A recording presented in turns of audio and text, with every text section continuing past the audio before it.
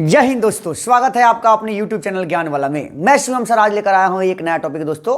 हाँ दोस्तों, आज का टॉपिक जो है वो मैथ से रिलेटेड है। ये टॉपिक बार बार एग्जाम में पूछे जाते हैं। कई ऐसे एग्जाम हैं जिसमें पूछे जाते हैं, SSC GD हुआ या अन्य ऐसे एग्जाम हैं जो वन डे एग्जाम के है ना व्यू से ये टॉपिक बहुत ही इंपॉर्टेंट है दोस्तों। इस टॉपिक को आप देखें, इस वीडियो के माध्यम से जानें कि इसे कैसे, और एक बेसिक से एडवांस कंसेप्ट की ओर चलेंगे हम दोस्तों। एक बेसिक से भी बेसिक, यदि आप कुछ भी नहीं जानते हैं तो आज जीरो से हीरो बनेंगे आप, और इस वीडियो के माध्यम से बहुत कुछ सीख पाएंगे दोस्तों। तो आइए देखते हैं कि वीडियो में आगे क्या है। आज का टॉपिक है साधारण ब्याज। हाँ दोस्तों, साधारण ब्याज, सिंपल इंटरेस्ट की बात कही जाती है दोस्तों। ये प्रश्न बार बार पूछा जाता है कि कुछ है ना, कुछ राशि के बारे में दे दिया जाता है, दर दे दिया जाता है, समय दे दिया जाता है और उससे सिंपल इंटरेस्ट पूछ लिया जाता है दोस्तों। ऐसे प्रश्न एग्जाम में बार बार पूछे जाते हैं। तो साधारण ब्याज इससे आज हम जानेंगे, लेकिन इससे संबंधित कुछ शब्दावलियों को हम जानेंगे। आपके स्क्रीन पर दिख रहा होगा कि महत्वपूर्ण शब्दावली, कुछ ऐसा शब्दावली है जिसका प्रयोग हम करते हैं, जैसे मूलधन। मूलधन यानी प्रिंसिपल क्या होता है दोस्तों? तो जमा की गई राशि या ऋण ली गई धनराशि को ही है ना मूलधन कहा जाता है। यह एक पूंजी होती है जो किसी के द्वारा दिया जाता है या कोई लेता है, तो उसे हम मूलधन कहते हैं। मूलधन ही आधार होता है दोस्तों। यदि अगर हम साधारण ब्याज निकालेंगे तो उसका आधार मूलधन ही होता है। तो आइए देखते हैं दूसरी शब्दावली क्या है जी। तो ब्याज, इंटरेस्ट क्या होता है, ब्याज क्या होता है जी? तो मूलधन के आधार पर ऋणदाता द्वारा भुगतान की गई राशि को ही है ना ब्याज कहा जाता है दोस्तों। यानी मूलधन के आधार पर ऋणदाता द्वारा भुगतान की गई राशि को क्या कहते हैं जी? तो ब्याज कहते हैं दोस्तों। अच्छा, मैं साथ में संकेत भी लिखते जा रहा हूं जिसका प्रयोग हम आगे करेंगे। यानी किसी सूत्र में यदि हम कर रहे हैं, यदि हम बनाते हैं, इसका सॉल्यूशन निकालते हैं, तो हम संकेतों का प्रयोग ज्यादा करेंगे। तो या मूलधन के लिए P है ना, इंटरेस्ट के लिए I यूज करेंगे दोस्तों। समय की बात करें, टाइम तो आपको पता ही है कि वह अवधि जिसमें धनराशि उधार ली जाती है या दी जाती है, अर्थात यह एक टाइम पीरियड को शो करता है, एक अवधि को शो करता है ना, जिसमें है ना मूलधन को दिया जाता है या लिया जाता है, इसे हम समय कहते हैं। दर यानी रेट की बात हो रही है दोस्तों। तो दर क्या होगा? तो जिस पर मूलधन के अनुसार ब्याज की गणना की जाती है उसे दर कहते हैं दोस्तों। हाँ, कि दर कहते हैं, ये प्रति वर्ष लगने वाला है ना रेट होता है, यानी दर होता है। दर ही है जिस पे, यानी कि अगर बात करें कि मूलधन के अनुसार ब्याज की गणना की जाती है, ब्याज की गणना किस पे की जाएगी? तो दर के आधार पर ही की जाती है कि कितना ब्याज लग रहा है।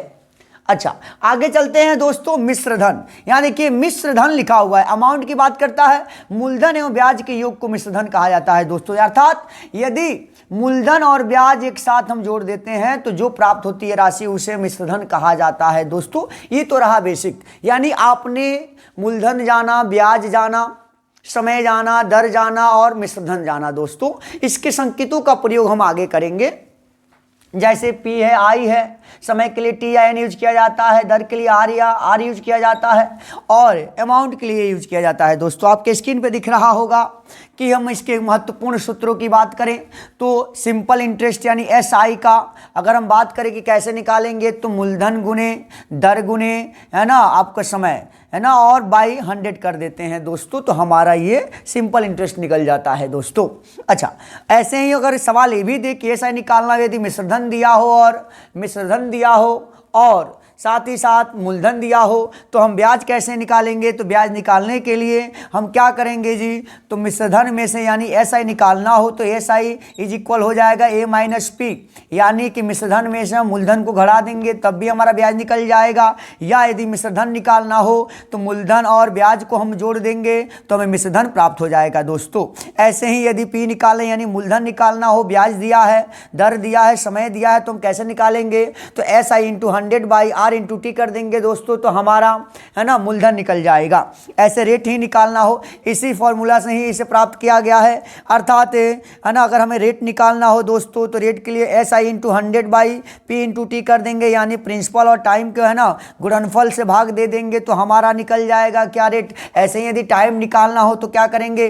तो SI इंटू 100 अपॉन क्या हो जाएगा? प्रिंसिपल इंटू है ना रेट हो जाएगा दोस्तों, तो हमारे पास टाइम निकल जाएगा। ऐसे ऐसे ये सामान्य प्रश्नों के लिए है दोस्तों, अर्थात सामान्य प्रश्नों में अगर आपको ये जानकारी है तो आप सामान्य प्रश्नों को हल कर लेंगे। लेकिन कुछ ऐसे प्रश्न आते हैं जिसमें मूलधन नहीं दिया होता है, समय नहीं दिया होता है, लेकिन पूछ दिया जाता है। तो ऐसे प्रश्नों को हम अगले वीडियो में ही देखेंगे। अभी कुछ है ना सिंपल जो है ना क्वेश्चंस पूछे जाते हैं उसकी चर्चा हम करते हैं इस वीडियो में। आइए देखते हैं।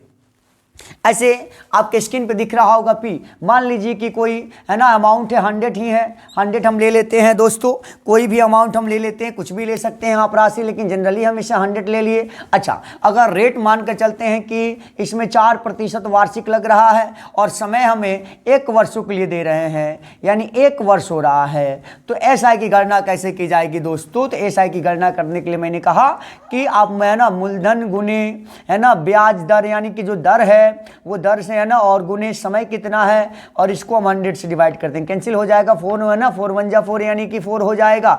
आपका ऐसा कितना आया? तो 4 रुपया आया दोस्तों। यदि अमाउंट निकालना हो तो 100 तो पहले से था आपके पास मूलधन, ब्याज कितना आया? 4 आया, तो टोटल कितना हो गया? 104, यानी ये आपका मिश्र धन हो जाएगा। ऐसे निकाल सकते हैं। आपके स्क्रीन पे दिख रहा होगा दोस्तों कि मैंने एक प्रश्न दिया है। अगर बात करें कि आपके स्क्रीन पे दिख रहा होगा, आपके स्क्रीन पे दिख रहा होगा दोस्तों, एक प्रश्न मैंने लिया है। इस प्रश्न को देखते हैं कि 600 रुपये का 2 वर्षों में 5% की दर से साधारण ब्याज तथा मिश्रधन ज्ञात करें। अर्थात ये प्रश्न दिया हुआ है दोस्तों, और ये प्रश्न ऐसे पूछे भी जाते हैं। ये एक साधारण प्रश्न है और इस प्रश्न को हम करते हैं ना, अभी तक जो भी आपने बेसिक देखा उसके आधार पर हम इसका है ना गणना करते हैं और ज्ञात करते हैं। 600 यानी हमारा प्रिंसिपल कितना दिया हुआ है दोस्तों? तो प्रिंसिपल कितना दिया हुआ है? तो हमारे पास 600 है। अच्छा, हमारे पास टाइम कितना दिया हुआ है दोस्तों? तो टाइम है ना 2 वर्ष दिया हुआ है। अच्छा, अगर देखें दर की बात करें यानी रेट की बात करें तो रेट कितना दिया हुआ है दोस्तों? तो 5% दिया हुआ है। और बात कर रहा है कि SI क्या होगा, यानी SI क्या होगा और अमाउंट क्या होगा दोस्तों? तो हम इसे कैसे निकालेंगे? तो पहले हम SI की गणना कर लेते हैं कि SI इज इक्वल, आप जानते हैं कि क्या होता है, P इंटू R इंटू है ना TY है ना 100 की बात होती है। यानी यहाँ अगर हम इनकी वैल्यू को पुट कर देते हैं तो हमें वो ज्ञात हो जाएगा कि कितना आएगा। तो P का वैल्यू कितना है? 600 है। अच्छा, रेट कितना है दोस्तों? तो 5 है। और टाइम कितना दे रहा है? 2 वर्षों के लिए दे रहा है। अगर 100 से डिवाइड करते हैं तो कैंसिल हो जाएगा, और इसे मल्टीप्लाई करके देख लीजिए आप कितना होगा। 2 से 2 जीरो कैंसिल हो जा रहा है, और इसे गुणा करेंगे तो 6 5 जा 30, 32 जा 60, यानी इसका वैल्यू आ जाएगा 60, यानी कि 60। हाँ दोस्तों, 60 आ जाएगा। अच्छा, अब अमाउंट की बात करें, अमाउंट की बात करें दोस्तों, दिख रहा होगा आपके स्क्रीन पे।